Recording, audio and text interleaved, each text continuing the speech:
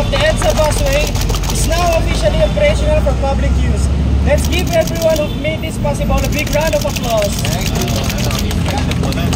Inspection muna tayo.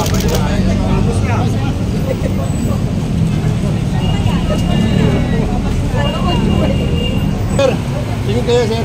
Yan. Mipin dito sir, mipin.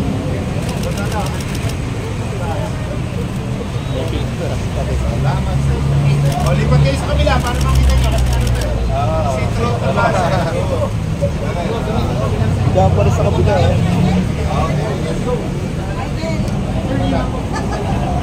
Ay, natangos pa yan.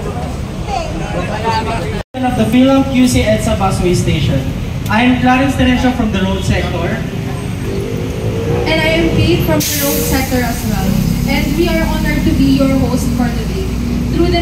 Through the steadfast assistance and support of the Metropolitan Manila Development Authority, the Department of Transportation is committed to provide our fellow Filipinos with more efficient public transportation through the continuous improvement of the new stations. So as we begin our program, may we invite everyone to stand up and join us in the singing of the national anthem.